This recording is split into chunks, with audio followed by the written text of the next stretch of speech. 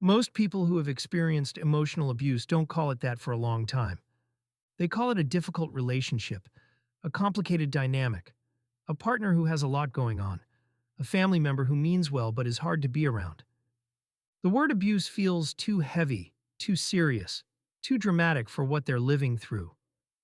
And that feeling, that instinct to minimize, is itself one of the effects of what's happening to them. Today we're going to talk about what emotional abuse actually looks like, not in its most extreme forms, but in the everyday patterns that are easy to rationalize and almost impossible to see from the inside. If this is already resonating, subscribe. I post every week and every video goes deeper.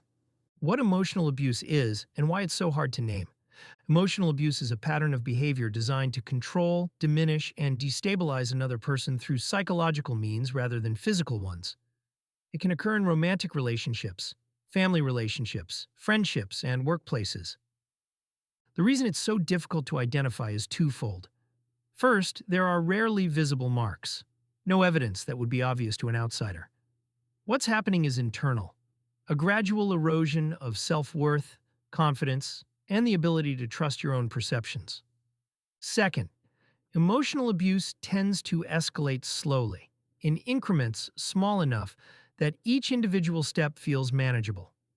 By the time the pattern is clear, the person experiencing it has often already adapted to it, has already reorganized their behavior, their expectations, and their understanding of themselves around it.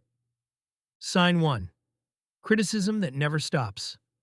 Everyone receives criticism in relationships. That's not the sign.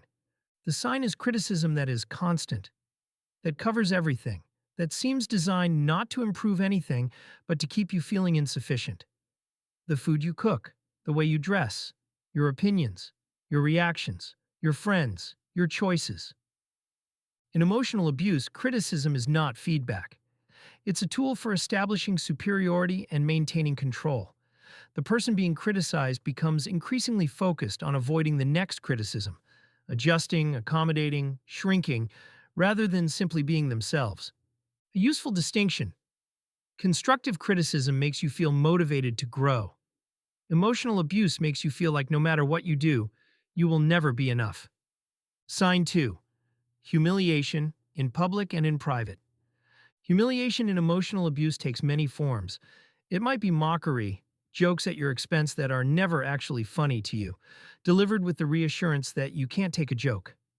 It might be contempt, eye rolls, sighs, dismissive gestures that communicate that you are beneath consideration. In public, it might look like correcting you in front of others, sharing embarrassing stories without your consent, or undermining you in front of people you want to impress. In private, it might look like systematic ridicule of the things you care about, comparisons to other people that always favor the other person, or a running commentary on your inadequacy that is delivered so casually it becomes background noise. The function is always the same: to keep you destabilized, to damage your sense of self, and to make external validation, specifically from the abuser, feel essential. Sign 3. Isolation from people who matter to you. Emotional abuse frequently involves a slow reduction of your outside connections, not always through overt demands, but through a steady accumulation of friction around anyone who isn't the abuser. Your friends are problematic in some specific way. Your family doesn't understand the relationship. Time you spend with others creates tension you then have to manage. It becomes easier, over time, to see people less, to avoid the conflict that comes afterward, to protect the peace that your social life seems to disrupt. The result is that the abuser becomes your primary social world, your primary emotional reference point, the person who most shapes how you see yourself, because the other people who might offer a different perspective have gradually disappeared from your life. This isolation is not accidental. It is structural. Without outside perspectives, the abuser's version of reality, including their version of who you are, meets almost no resistance. Sign 4. Control disguised as care. Some of the most effective emotional abuse comes dressed as love, checking where you are because they worry, monitoring who you're with because they've been hurt before, needing to know your plans in advance because they like to feel included, having opinions about how you dress, what you eat, who you spend time with, because they care about you. The difference between genuine care and controlling behavior is not in the action, but in the response to limits. A partner who cares about you will adjust when you express a need for privacy or autonomy. A partner who is controlling will escalate, becoming more insistent, more hurt, more accusatory when those limits are expressed. If expressing your needs consistently produces conflict, guilt, or punishment, the care was never about you. Sign 5. Emotional volatility used to keep you off balance. In emotionally abusive relationships, moods are often unpredictable in ways that keep the other person in a constant state of alertness. Not necessarily explosive anger, though that can be part of it.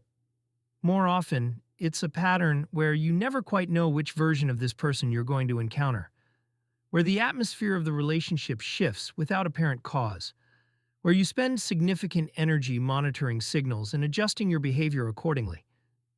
This unpredictability is not a character flaw, it is a mechanism.